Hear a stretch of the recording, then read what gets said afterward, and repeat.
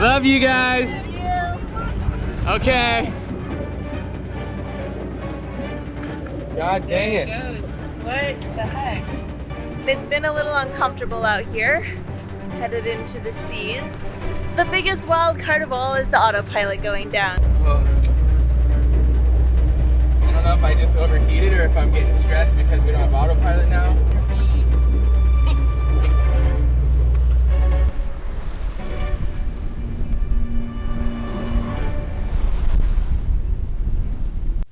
Our journey began in Florida. Together we sailed to the Dominican Republic, where against all odds we accomplished our first major refit. Then, we faced our fears and crossed the Mona Passage. Now, our biggest challenge yet. 500 miles against the wind and current. We'll have to fight for every mile to cross the Caribbean Sea and reach Grenada. You ready for this? Ready for this? Sure? Are we ever gonna be ready? I don't know, do you feel ready? I do. Sure? I feel as ready as we're ever gonna be. Alright, I'm gonna go pull the mooring. It's gonna be awesome, babe. We got each other. We can do anything. Just gotta think on our feet, adapt, relax, breathe, stay calm, communicate. I think we can do this. I know we can. Sound decision making. I know we can. Alright, let's do it. All right, Lola. Lola, hold on to your butt, old girl. This is gonna be a good one. It's gonna be your longest one yet, by far. But you can do it, old girl. You're free.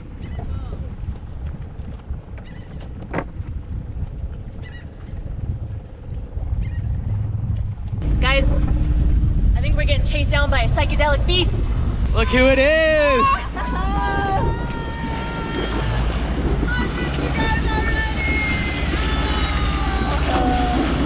Bye, guys.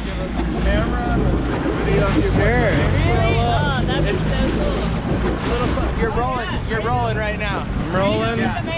Hi, viewers. Pretty soon, yeah. We'll stay with you and catch footage of you set sail. Oh my God. We're only gonna pull up a brief lane. It won't be too I bad. figured, but you'll have a little along the cliff.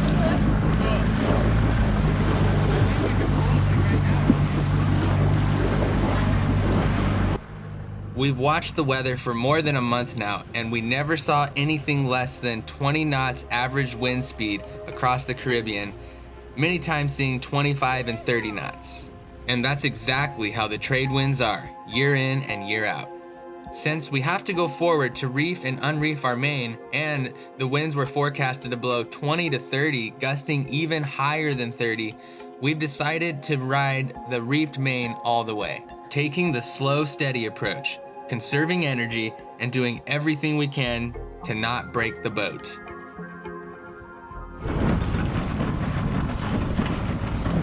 Bon voyage! Au revoir! Hasta luego! Woo! And off they went to the horizons. Love you guys. Okay. Bye. We'll see you on the other side.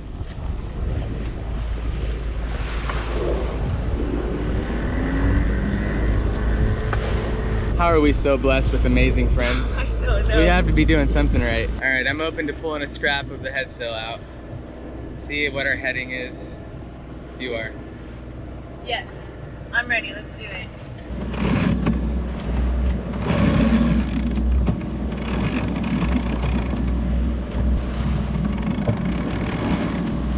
So look at our heading now. Our plan for day one is to get as far east as we can. This is what our tacks look like motoring into it with the mainsail. When we pulled out our head sail, our tacks looked more like this. So with limited fuel, we would rely on the motor to get as far east as we could in day one, and hopefully get an angle on our destination and sail the rest of the way. We just had to fall off 20 more degrees. It's two eggs in a barrel, one eye and one foot in the bush. Whatever they say, it's all the same. So let's pull it in. Yep. Oh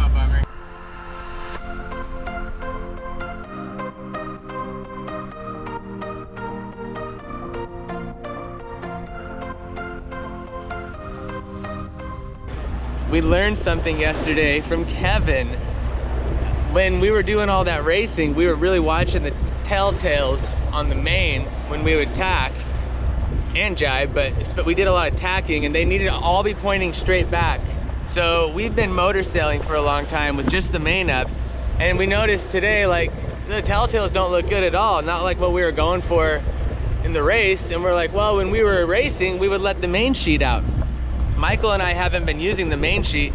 We just use the traveler when we tack, you know, because we're really just motoring right into the wind, so we're just pulling it a little to one side, a little to the other, and just trying to keep it flat and fight into the wind. But we noticed, let's try to do what we were doing yesterday. We let the sheet out, and then we noticed they looked good, you know, just before it left, and pulled it in, and Michael said we gained about a half a knot. It's a smoother ride. That's exciting. Look, babe, we finally made it to the east end of St. John. I can see where we did the hike with Bo and Drew, Ram's Head. No way. That bluff out there? That's what we were at the top of? Yep, where I took the photo of you and Bo looking out across the vista. Whoa. Yeah. 3.5 hours in. You see that big old boat coming in, huh? Yeah, I do. I see him. We're getting ready to tag. Yeah, let's tack. You want to? Yeah. Alright, let's just do it.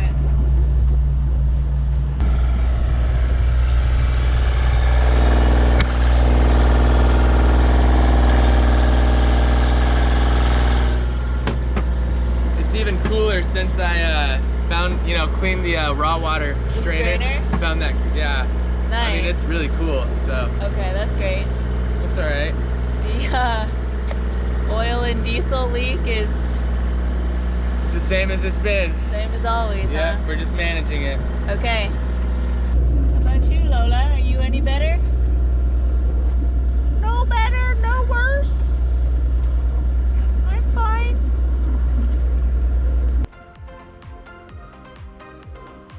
This guy's got the right idea, sailing with the winds and currents, and he even has a heavy wind head sail, something we are lacking.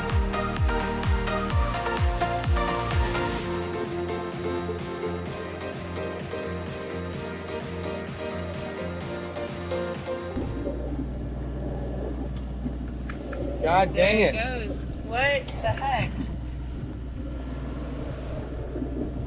Oh, I don't know. Autopilot Garcon is down.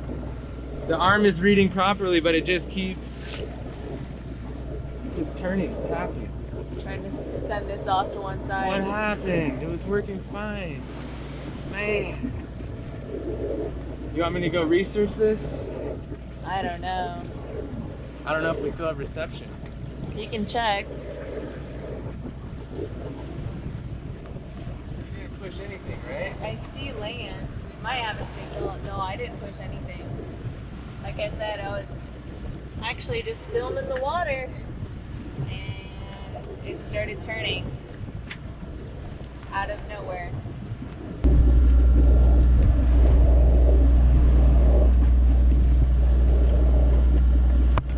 So when I hit auto, I hit it wide. 157 to go. Oh, now it's saying 152.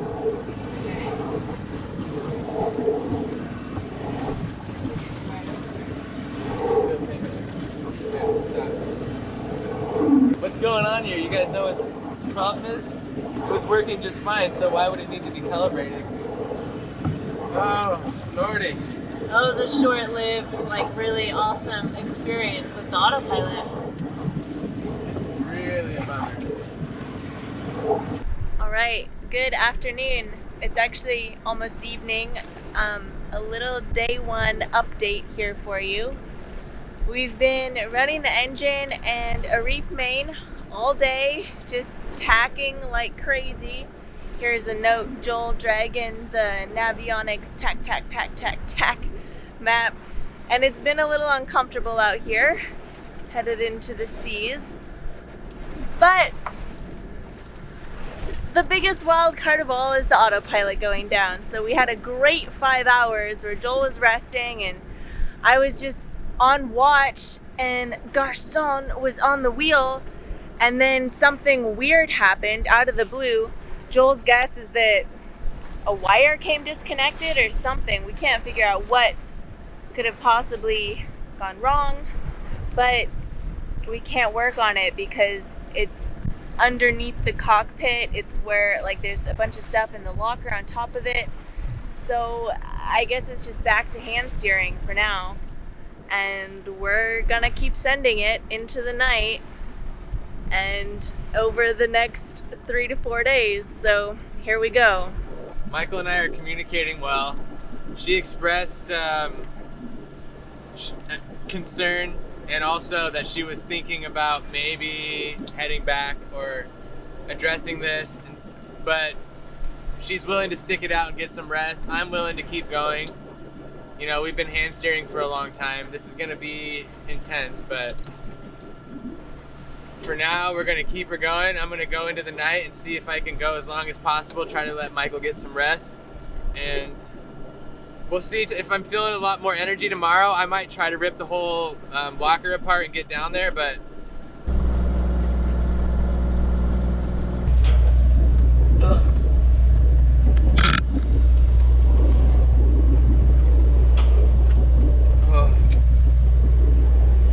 I don't know if I just overheated or if I'm getting stressed because we don't have autopilot now. I'm sure it's a combination. And you were down below looking at a phone, trying to read.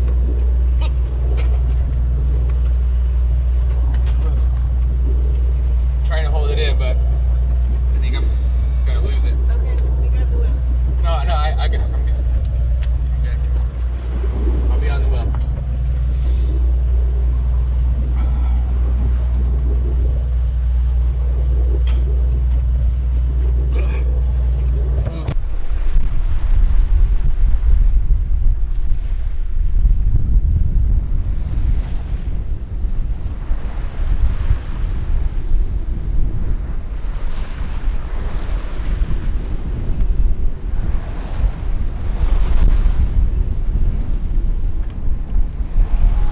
We're riding this tack here, and because the wind shifted slightly northeast, we were able to pull the head sail out and still hold a good course.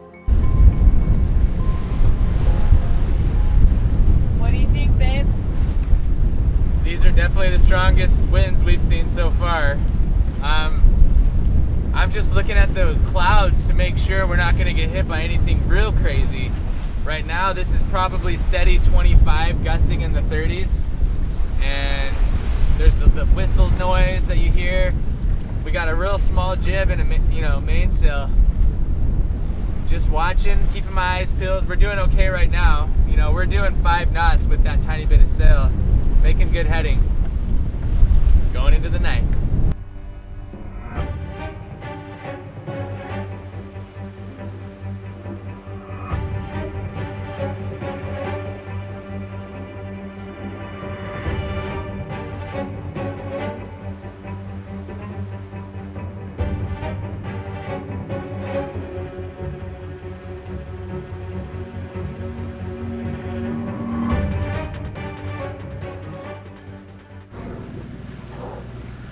Winds are picking up and so are the seas.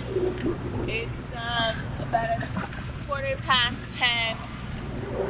I just did 3 hours and now Joel and I are going to switch. It's a bit dicey out here. It's about 2 o'clock, 2 a.m.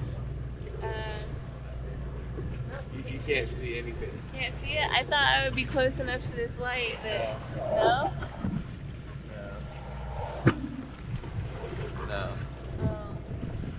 As the crow flies, our passage from St. Thomas Virgin Islands to Carriacou, Grenada is 460 nautical miles. Our ideal course, accounting for predicted conditions, is 520 nautical miles. But when all is said and done, we will have traveled 620 nautical miles, over nearly 6 days at sea.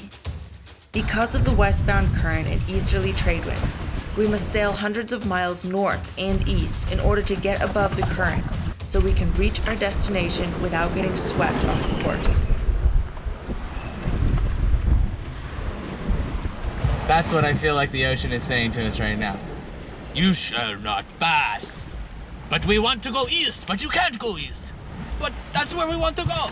No, you cannot go east. You can go anywhere else, not east. But we want to go east. Good luck. I know you can't see much right now, other than that compass heading, but I'm hoping you can hear the sound of the wind coming through the rigging. The whistling sound is just pretty intense. The winds are definitely kicking up every time we go into the night. On the inReach, told us that today from noon to 2, the wind should shift.